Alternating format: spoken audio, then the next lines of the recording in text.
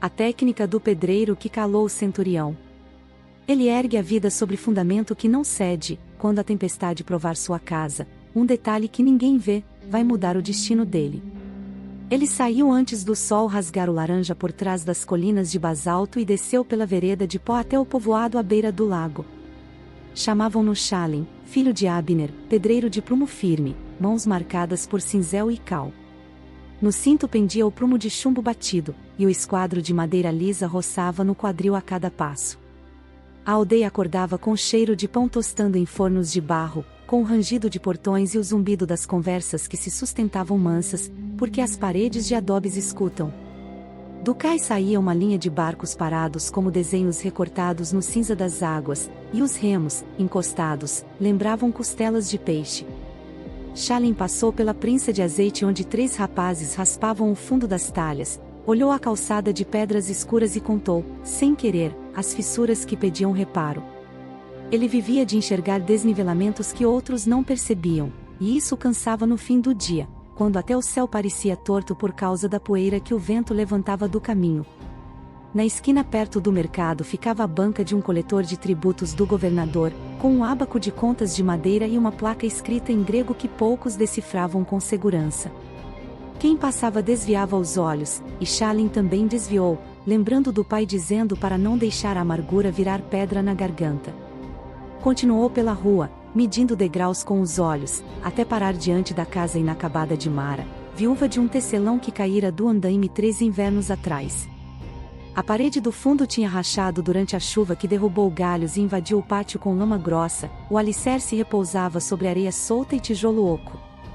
Shalim encostou a palma na fenda fria, sentiu o pulso da casa e prometeu a si mesmo retornar ao cair da tarde com cal hidratada e pedra boa. Promessas simples o guiavam, e ele as sustentava com o peso dos ombros. Seguiu para o trabalho contratado da semana, um muro de arrimo ao lado da sinagoga pequena, onde as colunas de basalto negro passavam do ombro de um homem e seguravam uma cobertura de vigas que cheiravam a resina. O rabino idoso que guardava os rolos vinha cedo abrir as portas e deixava a poeira descansar antes de qualquer leitura, como se a poeira também tivesse direito de se assentar. Nesse amanhecer, um grupo se apertava no pátio porque um mestre itinerante havia pernoitado nos arredores. A notícia correra de boca em boca entre pescadores e mulheres no poço, dizendo que ele falava de sementes e de misericórdia com a mesma simplicidade, e que havia curado um servo de um estrangeiro sem entrar na casa do estrangeiro. Shalim não gostava de empurrões e parou fora do círculo, mas escutou a frase que ficou como uma pedra no bolso: quem constrói sobre rocha não se assusta com as águas. Não havia exagero no tom, o que mexeu com ele foi a economia das palavras. Assentou a cesta de ferramentas perto do muro, bebeu um gole de água que tinha gosto de barro e começou a trabalho. Colocou os pés firmes no terreno úmido, marcou linhas com o barbante embebido em carvão, testou prumos, quebrou arestas com martelo. A cada batida, a aldeia respondia com sons próprios, badalo de cabra, riso de criança, voz de mãe chamando, brisa passando entre os ramos da figueira, trinco arranhando madeira. Ele se ocupou até o sol ganhar altura e cair de chapa no largo, aquecendo as pedras como panelas viradas. Quando o calor passava do couro das sandálias, Shalim fazia sombra com o corpo para proteger a cal que colava os pedaços do mundo.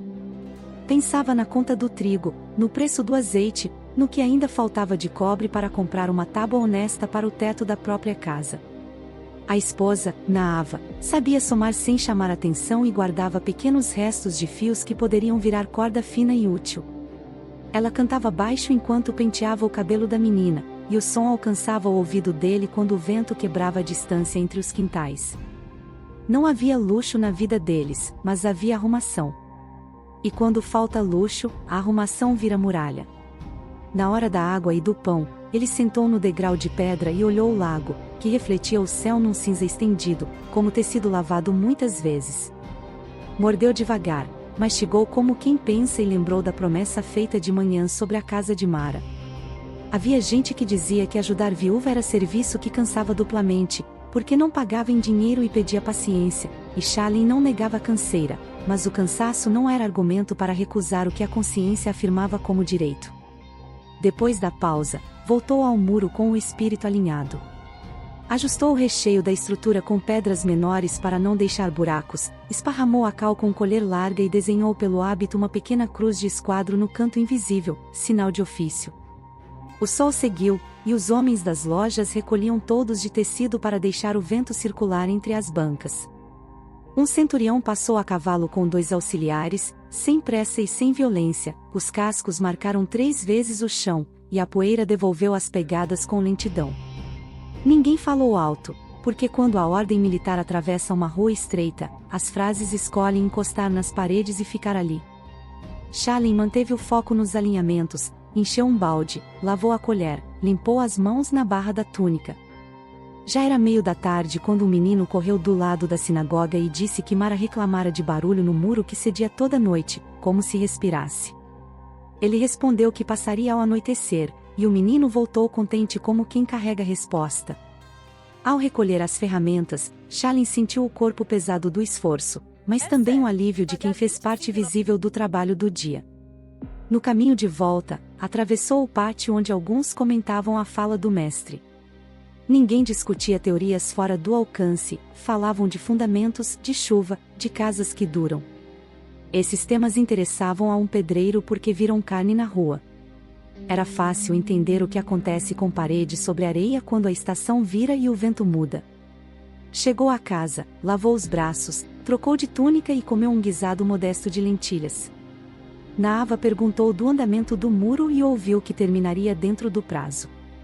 Ele mencionou a viúva e seus receios, e ela sentiu com o rosto sério de quem conhece contas que não fecham.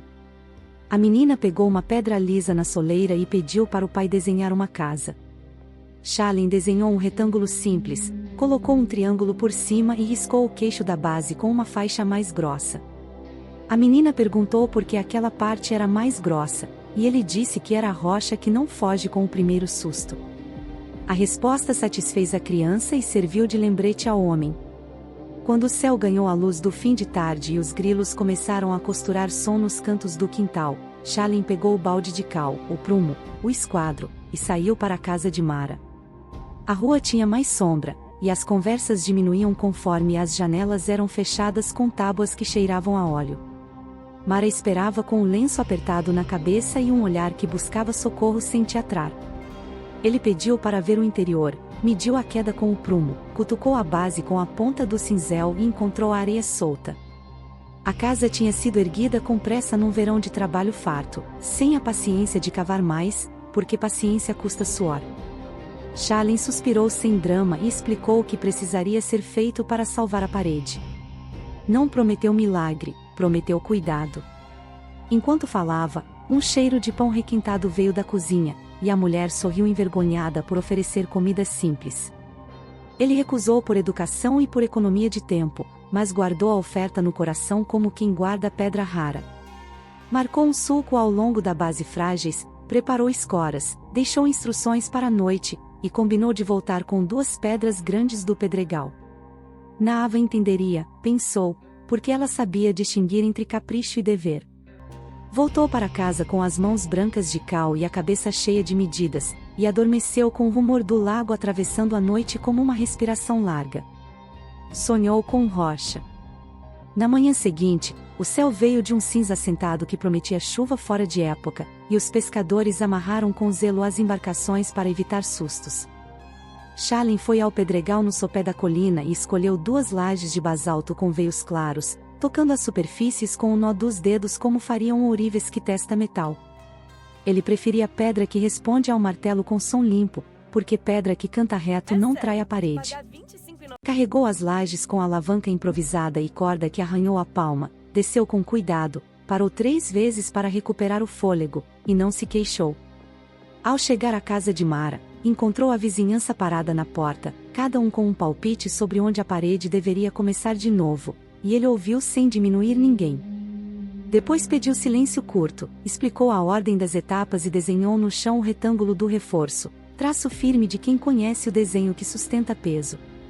Escorou a parede, abriu o berço até alcançar terra boa, removeu a areia solta, assentou a primeira pedra com a face mais lisa virada para cima e testou o prumo. Aniço a cal num balde, mexeu até virar pasta de leite grosso, aplicou com colher larga e assentou a segunda pedra. Mara segurava a borda do lenço e perguntava se a casa aguentaria outra chuva. Shalin respondeu que aguentaria melhor, porque não se vence a água com fúria, vence-se com paciência. Ele falou sem pose, e isso acalmou os ombros da mulher. Enquanto trabalhava, um homem de voz rápida se aproximou para oferecer madeira a preço que soava como favor. Shalin pediu para ver as tábuas, mediu com a mão, notou o empenho ganhando corpo, e agradeceu sem compra. O vendedor azedou o rosto e saiu lançando uma frase que pretendia ferir, mas o pedreiro estava com a atenção entregue à base, e frases soltas batem e vão embora quando encontram serviço. A chuva chegou em gotas grandes que marcavam o pó como sementes escuras. Ele cobriu a mistura com couro, protegeu as ferramentas e continuou até a luz do meio-dia diminuir, porque nuvem espessa baixa é teto do mundo sem pedir licença. O rumor correu de que o mestre do dia anterior falaria de novo, desta vez perto do lago, e muita gente desceu. Shalin, coberto de salpicados de cal, parou do alto da rua e viu o ajuntamento.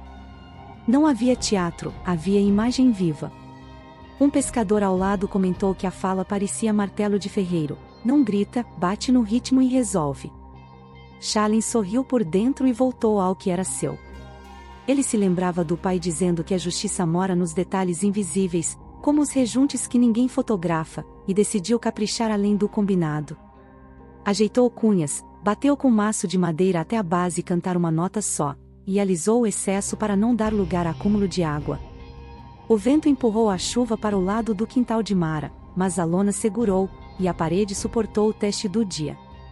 No fim da tarde, o coletor de tributos passou pela rua com um ajudante fazendo anotações, e parou ao ver Shalin trabalhando em casa alheia. Perguntou se havia licença da autoridade para intervir em propriedade sob disputa, e o pedreiro respondeu que não havia disputa, havia cuidado. O homem levantou a sobrancelha, percebeu que nada lucraria ali e seguiu, deixando para trás cheiro de óleo sobre couro. Nava veio ver o andamento e trouxe uma cesta com tâmaras para a viúva, gesto que não se anuncia. As duas conversaram sobre forno, sobre água que chega turva depois das primeiras chuvas, sobre crianças que pegam resfriado quando o chão fica frio. Shalin trabalhava calado, e o silêncio tinha a mesma temperatura da sua responsabilidade. Quando a noite caiu, ele marcou com carvão no interior um lembrete de voltar no amanhecer para retirar escoras e abrir respiros. Dormiu leve e acordou antes dos galos, porque a ansiedade não precisa de canto para levantar gente de ofício. No terceiro dia, com o tempo mais seco, terminou o reforço e chamou 2 rapazes para fazer o reboque. Pagou a ajuda com moedas limpas, sem barganha que humilhasse, e entregou a Mara uma base que seguraria o resto do inverno. A mulher chorou pouco e agradeceu com pão quente embrulhado em pano, pão que espalhou aroma de trigo pela rua. Shalin o guardou para a menina, porque pai avalia a fome pequena com um olho grande. Desceu ao trabalho contratado e encontrou o centurião do passeio anterior conferindo a obra do muro. O romano não carregava desprezo e falava um aramaico que arrancava o R de dentro da palavra. Ele elogiou o alinhamento e ofereceu serviço numa estrada secundária que seria reparada na margem leste, com pagamento justo para 3 semanas. Shalin considerou o convite e pediu um tempo curto para organizar compromissos. Não havia glória no aceite, havia pão. Durante a semana, a aldeia seguiu seu ciclo de compra e venda, batismos de jarros novos, pequenos concertos, conselhos junto ao portão da sinagoga. Um rumor sobre um milagre em outra vila bateu na praça e se desfez como espuma, porque rumor cresce onde a necessidade pede maravilha. Shalin escutava, não discutia, e voltava os olhos para o que podia tocar. Naava ajeitava a casa e sonhava com uma cobertura de vigas mais largas, e ele fazia contas apertadas como quem caminha em beira de telhado. A proposta do centurião foi aceita com a condição de voltar às noites para terminar um serviço em casa de um velho tênue que precisava de degraus novos. Os homens da corte assentiram, e o acordo incluiu pausas honestas nos dias de reunião na sinagoga. Antes de partir para a estrada, passou outra vez na casa de Mara e viu a parede firme, mordendo o chão com dentes invisíveis. Ela contou que dormia sem acordar assustada com o estalo da madeira, e isso pagou o esforço. Na estrada, o trabalho exigia transportar pedras planas até o trecho onde a chuva cavara sulcos. Shalin ergueu pontilhões de mão, nivelou passagens, ensinou um rapaz a discernir pedra que só parece forte de pedra que é. Os auxiliares aprenderam rápido, e a semana correu sem sobressaltos. No sábado, ele parou o braço e caminhou até a margem para ver o lago brincar de espelho com as nuvens, enquanto gente simples ouvia histórias que prometiam descanso de um jeito que não dependia de palácio. Ele não discutia conceitos grandes, mas percebia que aquelas falas somavam com o ofício que tinha. Quando voltou ao povoado, trouxe na cabeça a lembrança de uma frase sobre medida cheia, sacudida e transbordante. Pensou que cal, quando bem batida, também se comporta assim, preenchendo vazios que a olho nu parecem irrelevantes e no entanto, sustentam. Naava recebeu o marido com sopa e perguntando por prazos, e ele respondeu com datas possíveis. A menina o abraçou com farinha nos dedos e deixou marca branca no tecido da túnica. Nessa noite, uma ventania levantou poeira e bateu portas, e alguns vizinhos ficaram acordados escutando a trave ranger. Shalin levantou, verificou a amarra do telhado, reforçou com corda, e deitou de novo. O vento não convenceu a casa a ceder. De madrugada, um recado chegou pela voz de um rapaz do porto: barcas se soltaram do cais, e um ancião escorregou na rampa. O pedreiro correu com outros homens e ajudou a puxar embarcações de volta para a segurança, com esforço coordenado e respiração afinada. Ninguém heroizou ninguém, todos fizeram a parte que o corpo alcançava.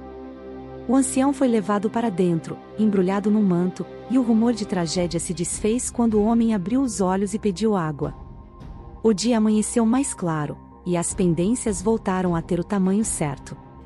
Shalin retomou o serviço da estrada com o centurião, e esse passou a observá-lo com curiosidade não hostil, avaliando a mistura de firmeza e humildade que torna um trabalhador desejado.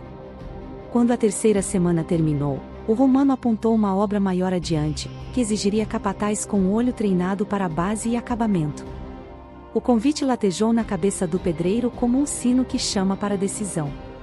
Ele consultou Naava, ouviu o sim ponderado, e prometeu manter o equilíbrio entre casa e caminho. Promessa assim pesa e sustenta. Quando a estação virou de vez e a chuva retornou com disciplina, a aldeia reencontrou a rotina de tapar frestas, ferver água e cuidar de telhas que rangem. Shalin passou a perceber o próprio ofício como quem escuta música que não fazia questão de ouvir antes, e a melodia começou no chão. Ele aprendeu a gostar do som do prumo batendo devagar no ar e do silêncio que se segue quando a pedra pousa como deve. A obra da estrada terminou sem gritos, com o centurião assinando a entrega de um trecho que não acumularia água. Na despedida, o romano ofereceu mais trabalho, agora numa cisterna que abasteceria 3 fazendas próximas. Shalin não prometeu ali, levou a proposta para casa, contou as horas que teria de ficar longe, e ouviu Naava lembrar que presença também sustenta teto. A conversa foi sem atrito, e o acordo final respeitou a casa, o que deixou ambos tranquilos. Ele aceitou metade do projeto e indicou um rapaz que aprendera a alinhar sem orgulho, e alguém que não se ofende com correção vale ouro. De volta à aldeia, terminou os degraus do velho tênue, reforçou um beiral que pingava sobre as pernas de uma cabra teimosa e revisou a parede de mar em busca de tensões. Nada cedeu. A mulher passou a dormir com a respiração uniforme de quem finalmente confia na própria sombra. A menina de Shalin herdou o costume de desenhar no pó com a ponta do dedo, e agora desenhava casas com faixas grossas na base, como se fosse um código íntimo. Naava ria desse detalhe e o chamava de marca da família. Durante semanas, a voz do mestre continuou atravessando as conversas de pátio sem esforço, como se fizesse parte do vento. Não havia devoção de brasa acesa, havia atenção e desejo de acertar o que é simples. Certo dia, no cais, Shalin ajudou um homem desajeitado a carregar uma carga de peixe até a sombra. O homem comentou que invejava quem entende de pedra porque a vida sempre exige lugar firme. Shalin não discursou, apontou para uma calçada que ele mesmo assentara e disse que firmeza é um encontro entre paciência e peso. O outro riu, e a conversa morreu ali, com a naturalidade das falas que não pretendem virar sermão. À noite, sentados no pátio, os 3 fizeram plano de erguer um cômodo a mais para guardar ferramentas e amarrar cordas. A menina queria uma janela que desse para o figueiral, e o pai prometeu fazer. 3 dias depois, ele começou a abrir o lugar da fundação com a colher de pedreiro, tirando camadas de terra como quem vira páginas de um livro antigo. Encontrou rocha superficial, sorriu com a sorte e lembrou da frase ouvida sobre construir assim. Não seguiu por emoção, seguiu por coerência. Ampliou a escavação, lavou a base com água limpa para tirar o pó fino que atrapalha a aderência, e preparou o cal com calma. Em cada etapa, conferiu medidas e pediu a Naava para olhar de fora, porque olhar de outro ângulo enxerga defeito que foge do dono. A casa ganhou o cômodo novo em ritmo de quem prioriza solidez. Vizinho curioso apareceu com pressa de opinar, e ele escutou com respeito, sem ceder à vaidade de mostrar ciência. No final da semana, as paredes estavam no nível do peito e a cobertura prometia sombra. Nesse meio tempo, o centurião enviou o recado de que visitaria o local para avaliar a possibilidade de contratar Shalin como capataz da cisterna. O pedreiro ajeitou a túnica, limpou as ferramentas, e esperou sem ansiedade que cheira a pedido disfarçado. O romano chegou sem tropa, entrou com modos polidos e examinou o cômodo como quem lê. Fez perguntas sobre prazos e métodos, ouviu respostas diretas, e então expôs o plano completo. A proposta trazia moeda suficiente para meses de alívio e a chance de orientar outros artesãos. Shalin respirou fundo e pensou no que o sustentava. Não era ambição de nome, era vontade de ver obra que dure. Ele aceitou com uma condição simples: manter parte do tempo reservada a obras pequenas dentro da aldeia, porque casas de gente próxima pedem olhos familiares. O centurião concordou, e o acordo foi selado ali com um aperto de mãos. Naava, quando soube, não aplaudiu com estardalhaço, serviu uma sopa melhor, e isso bastou. A menina bateu palmas e plateou a janela do figueiral com entusiasmo. Os dias seguintes admitiram um novo ritmo. Shalin organizou a equipe da cisterna, designou tarefas, cobrou segurança, e ensinou a não confiar em talude liso depois de chuva. Na aldeia, passou nos fins de tarde para corrigir um batente que mordia, ajustar um piso que puxava água para dentro, verificar a amarra de um portão. Com o tempo, o nome dele começou a representar medida justa, e a reputação não foi produto de grito, foi efeito da insistência no capricho. Ele recusou 2 convites que traziam pressa e vantagem opaca, porque lucro que humilha não vale. Os homens no portão notaram que a recusa vinha sem pose, e esse detalhe ensina mais que discurso. Num fim de dia luminoso, Mar apareceu com um cesto de figos e disse que a parede nem geme quando o vento muda. Shalin aceitou o presente e respondeu que parede que aprendeu a morder o chão perde o hábito de assustar dono. Os rapazes da equipe sorriram e voltaram ao trabalho com vontade renovada. Na semana de maior movimento, uma chuva rápida caiu sobre o canteiro da cisterna e os homens correram para salvar ferramentas. Shalin ergueu a voz apenas para distribuir ordens claras, e a água que poderia ter virado lama destruidora encontrou dreno preparado. Quando a cortina cinza se desfez, as paredes continuavam limpas. O centurião observou a cena e confirmou o que já intuía: aquele artesão sabia prevenir dores. 2 dias depois, ele trouxe um escriba para formalizar a posição de capataz, com direito a escolher assistentes e receber por obra feita. Shalin assinou com marca de ofício, um esquadro desenhado no canto do pergaminho, e guardou o documento embrulhado em pano. Ele não mudou o modo de andar por causa do novo posto, porque responsabilidade verdadeira não cresce com salto alto, cresce com passo estável. Na casa, o cômodo novo ficou pronto. A janela se abriu para o figueiral e deixou entrar um cheiro doce que subiu do quintal como lembrança boa. Naava pendurou cordas para secar panos e sorriu diante da parede lisa. A menina colocou sobre uma prateleira de madeira a pedra lisa da soleira de meses atrás, como troféu sem grito. Nessa noite, o trio jantou sem pressa. Falaram de coisas pequenas que costuram a segurança do dia seguinte, falaram de farinha, de corda, de cuidados com as telhas. O pedreiro olhou as mãos e lembrou das primeiras obras feitas com medo de errar medida. Não era o mesmo homem. Agora sabia parar antes do cansaço atrapalhar, sabia pedir ajuda, sabia dizer não a quem confunde favor com exploração. O mestre continuava circulando por vilas, e as falas dele serviam de farol manso. Shalin não se achou melhor por entender a imagem da rocha. Achou-se responsável por aplicá-la. Decidiu que a janela da menina teria peitoril reforçado para ela apoiar os braços sem risco, e executou com carinho que não atrasa.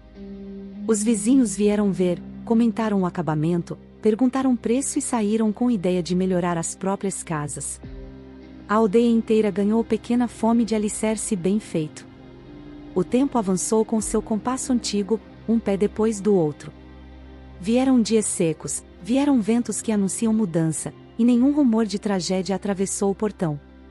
Shalin deitou numa rede curta que ele mesmo teceu com corda e madeira de oliveira e deixou o corpo descansar no balanço leve.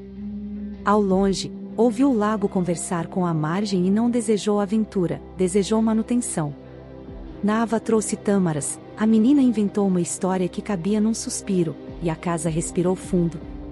O pedreiro percebeu que felicidade madura se parece com parede que não chama atenção porque cumpre função. Nesse exato entendimento, encontrou paz. Quando a lua subiu e deixou o quintal prata, ele agradeceu o dia e pensou no próximo. Não pediu facilidades, pediu constância. Ao fechar os olhos, acreditou que o caminho à sua frente tinha chão.